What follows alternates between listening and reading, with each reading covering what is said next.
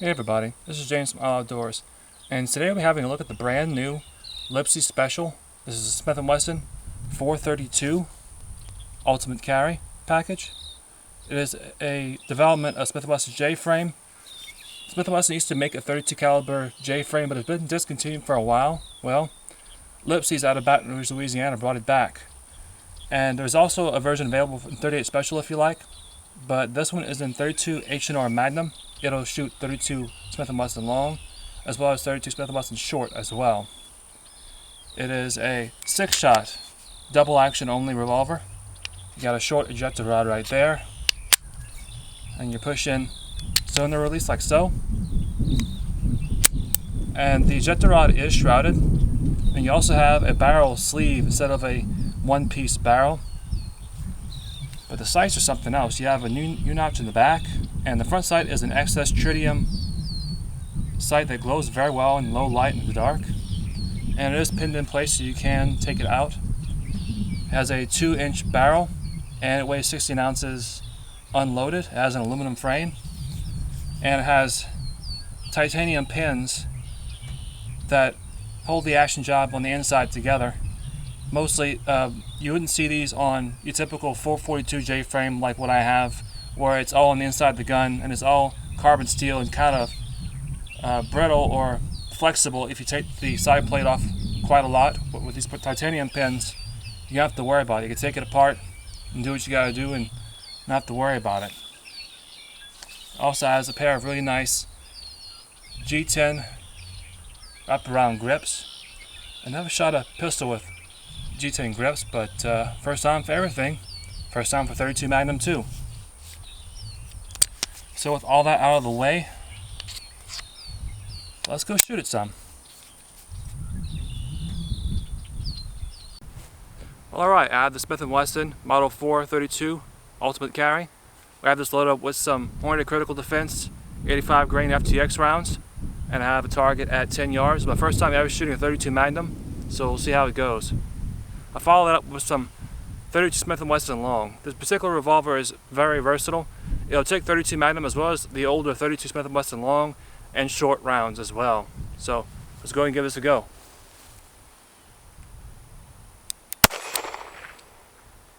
Dead center too.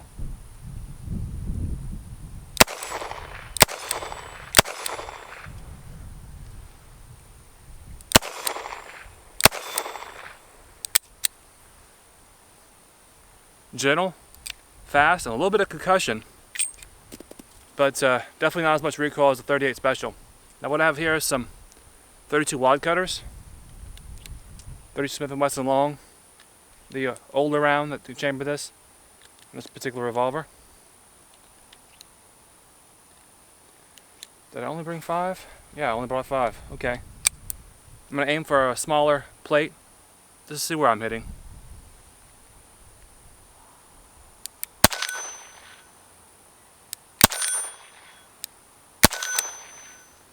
Oh, dead center, guys. This is good.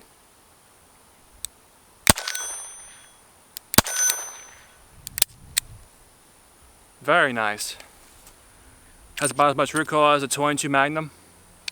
Not bad at all for a little gun. Okay, we're going to try some quick velocity testing. We have the 432 Ultra Carry loaded up with some Federal 85 grain 32 Magnum. Let's go ahead and give it a go. 5-round string. 900, 938, 967, 986, and 890. Okay, next let's try some Cellar & Ballot 32 Smith & Wesson Long. These are 100 grain wad cutters. These ought to be a good bit lighter and a little bit less recoil. Hopefully you guys can see that. 642. 666, 601, 670, and 653. Okay, we have one final test. Let's go ahead and shoot our 32 Long and our 32 Magnum rounds in a block of clear ballistics 10% orange gel. We have 4 layers of didim in front of it. Let's see how they do. This is a 16-inch block, so hopefully we can catch some rounds.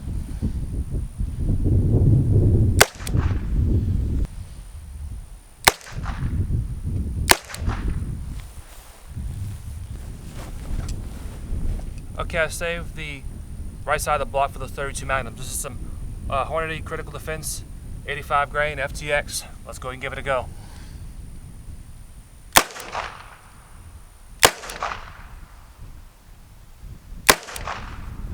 A lot more concussion. We caught one 32 Magnum at the 15-inch mark. The other two zipped right on through the 16-inch block. We also caught one of the 32 Long wad cutters at the 12-inch mark, but we did get a little bit of fragmentation that went all the way out to 14 inches.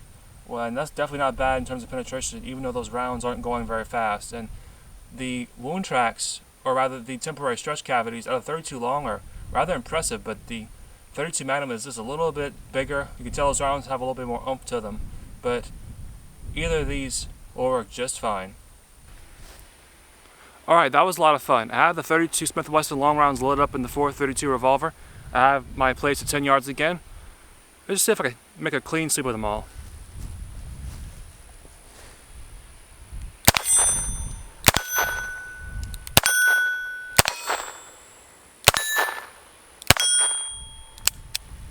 Seven plates, only 6 rounds. A lot of fun.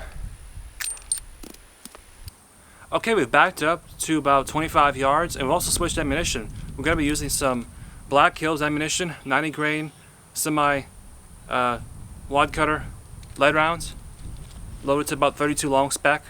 Let's go ahead and see if we can make those steel targets sing, and maybe even throw in a reload.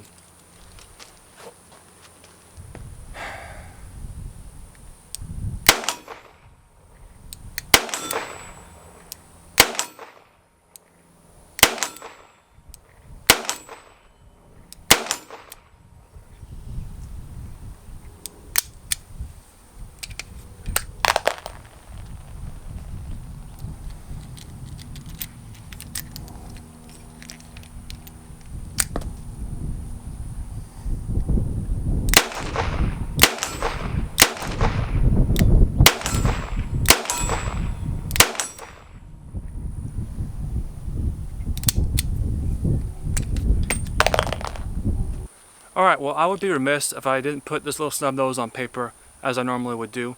Now, this gun is very accurate and it's easy to get great follow-up shots with this guy, but I always found that big sights like these, they're not really that great for target shooting because they cover up a good bit of your bullseye, but for picking up larger targets very quickly, these are great.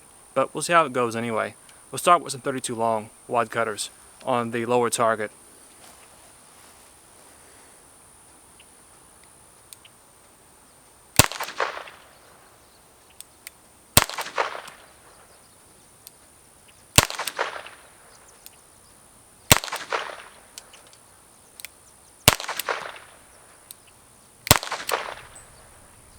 Okay, not too good.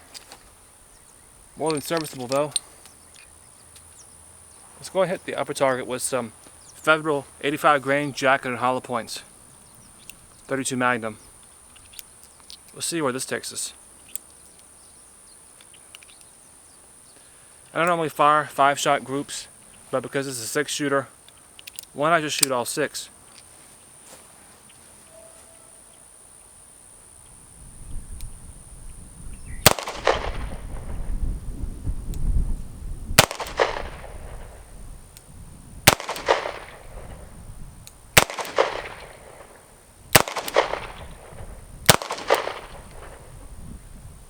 A little bit better. Let's have a closer look. Okay, here are our groups of 32 Smith & Wesson Long wad cutters. 1, 2, 3, 4, 5, 6. Covers about the palm of my hand at 10 yards or so. The 32 Magnum, it looks like it did a little bit better. Definitely smaller. About 3.5 inches at that distance. That's not a bad little group, especially firing semi-rapid. Not really taking my time. Not bad. Alright, let's go ahead and see if I can make a few more parting shots with the Smith & Wesson 432 Ultimate Carry. This is a great little revolver, guys. Has a nice trigger pull. It has an action job on it. It's nice and smooth, but on my lineman scale it breaks at about 8 pounds, and Usually it takes quite a bit of rounds for a J-frame to smoothen out like that. It's a great little carry package. The G10 grips work really well with the speed loader. These use just standard HKS, J-frame, Charter Arms SP101 speed loader. Just drop right on in. And I like to use the palm technique. It's something that I've developed with this SKS. Instead of pulling the knob, pushing the knob with your fingers, just go ahead and palm it, give it a turn, and it drops free. Alright, let's go ahead and have a few more rounds.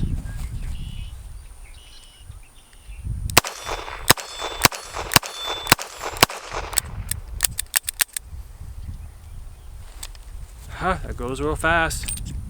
Folks, thanks for watching.